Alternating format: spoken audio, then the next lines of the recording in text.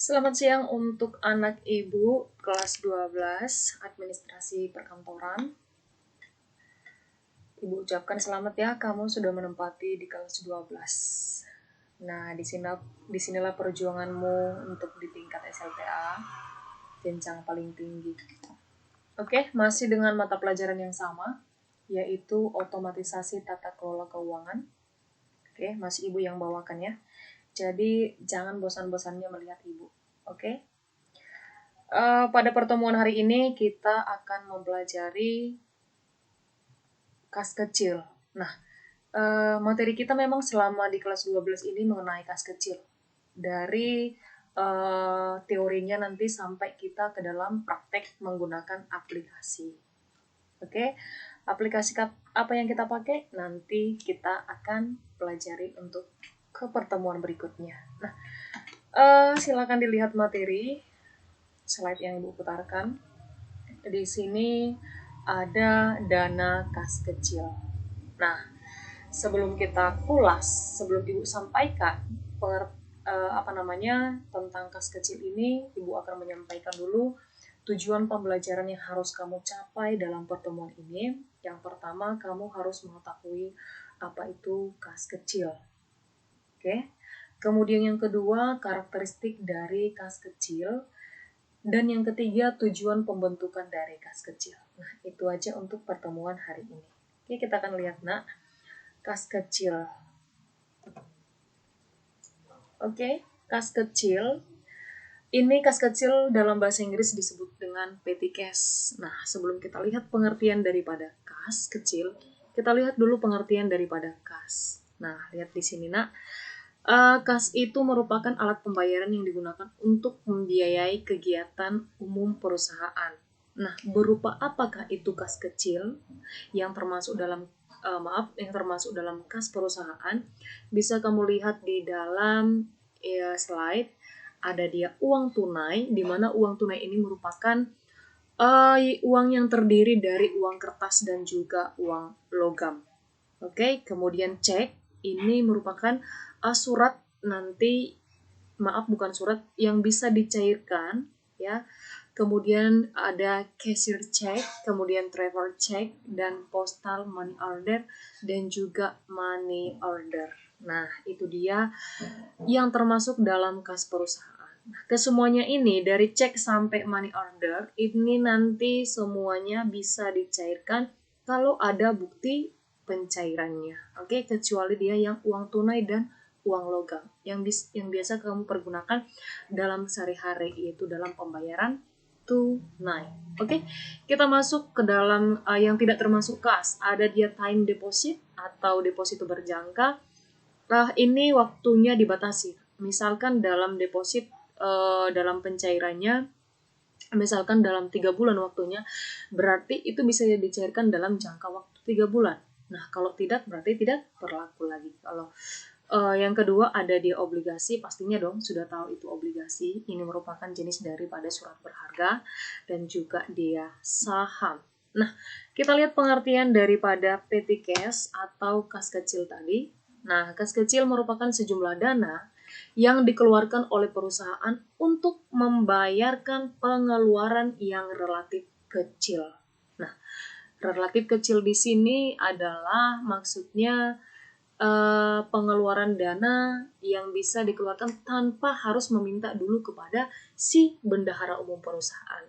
Nah, kas kecil ini atau petty cash ini dipegang oleh seorang administrator ya, yaitu sekretaris. Oke? Atau dengan kata lain juga di sini ada pengertian dari kas kecil, sejumlah uang kas atau uang tunai yang disediakan oleh perusahaan untuk mengeluarkan pembayaran yang jumlahnya relatif kecil secara rutin dalam perusahaan. Nah, untuk nanti yang terakhir, apa itu pengeluaran yang relatif kecil itu nanti bisa kita lihat. Oke, karakteristik dana kas kecil. Kalau dikatakan karakteristik ini ciri khasnya. Oke, yang pertama jumlahnya dibatasi, tidak lebih atau tidak kurang. Nah, dalam jumlah yang dibatasi ini nanti kita sudah masuk ke dalam metode pencatatan kas kecil. Ya, ada dia nanti yang fluktuatif dan juga dia yang non fluktuatif ya, yang tetap dan juga yang berubah-ubah. Kalau ini yang tetap itu artinya dalam memberi kan dana kas kecil yang sudah disepakati tetap, artinya misalkan untuk bulan ini adalah 5 juta ketetapannya, berarti untuk bulan berikutnya itu akan tetap 5 juta. Nah, dan pencatatannya itu nanti akan kita pelajari untuk pertemuan berikutnya. Yang kedua, digunakan untuk menandai transaksi kecil yang sifatnya rutin setiap hari. Nah, Ibu kasih satu contohnya adalah misalkan dalam membeli alat tulis kantor. Oke, kemudian juga untuk memfotokopi. Itu dia berupa pengeluaran-pengeluaran yang dikeluarkan untuk dana kas kecilnya. Yang kedua, yang ketiga disimpan di tempat khusus. Nah, tempat penyimpanan kas kecil ini ya, ini disimpan di apa? Di cash box. Udah kenal dong cash box yang tempat uang. Oke. Kemudian yang keempat ditangani atau dipegang oleh petugas keuangan tingkatan pemula. Nah, seperti yang Ibu bilang tadi, administrator, berarti kas kecil ini dipegang oleh sekretaris. Oke. Ini dia tujuan pembentukan dana kas kecil. Yang pertama, untuk menghindari cara-cara pembayaran pengeluaran yang relatif kecil dan mendadak. Nah, dari sini kamu dapat memahami kenapa perlu dibentuk. Karena apa? Misalkan dalam mengeluarkan uang fotokopi, misalkan itu kita buatlah dalam jumlahnya 50.000. Nggak mungkin kan yang 50.000 itu kita muntak dia ke dalam bendahara perusahaan. Nah, untuk itulah tujuannya, salah satunya itu dibentuk. Oke, ada dia pemegang khususnya. Yang kedua, mengantisipasi keperluan yang sifatnya dadakan dan tidak terencana sebelumnya. Oke, kalau dikatakan dadakan, mungkin seperti yang Ibu bilang tadi, dalam fotokopi bisa juga termasuk, atau mungkin ada mungkin pertemuan atau tamu yang datang. Nah, itu untuk pengeluaran konsumsi, nak. Oke, itu merupakan contoh pengeluaran dadakan. Kemudian mempercepat proses pengadaan perlengkapan yang sifatnya segera. Oke, baik ya. Berarti kalau ingin membelikan, misalkan alat tulis kantornya habis, berarti harus memberikan informasi kepada pemegang kas kecil untuk pengadaan perlengkapan, misalnya dalam pembelian perlengkapan. Oke, masih di poin yang keempat, meringankan beban para staf dalam memberikan pelayanan secara optimal kepada pelanggan, termasuk dia pemimpin, relasi bisnis pemimpin. Oke, dan yang slide berikutnya, ini dia pengeluaran-pengeluaran yang dapat dibayar dengan menggunakan kas kecil. Nah, bisa kamu lihat termasuk tagihan listrik daripada PLN, kemudian ada dia PAM, pembayaran air, kemudian juga ada dia tagihan telepon, atau juga bisa tagihan wifi. Oke, kemudian materai, perangko, benda-benda pos. Nah, yang berhubungan dengan ATK, kemudian ongkos transport, itu bisa kamu lihat langganan majalah atau koran.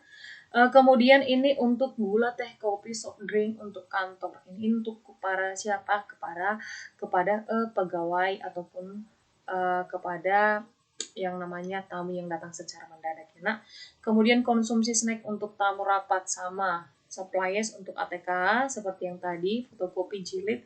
Terus keperluan rumah tangga kantor. Nah, kalau dikatakan keperluan rumah tangga kantor, ini bisa salah satunya untuk misalkan dalam pengisian di kantor, bisa misalkan pengisian daripada air minum ya, itu termasuk. Ini biaya perjalanan dinas, sebagai uang kantong atau bisa disebut dengan uang transport ya, si pegawai yang melakukan kegiatan dinas.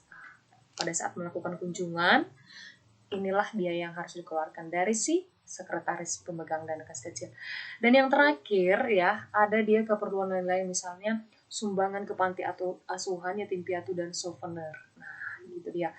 Misalkan ada bencana, berarti itu dikeluarkan daripada dana kas kecil. Nah, ini nanti nak semuanya ada sistemnya dalam membentuk dana kas kecil ini, meminta ini ke dalam bendahara perusahaan. Ini nanti yang harus kita pelajari, yaitu dengan menggunakan dana tetap dan dana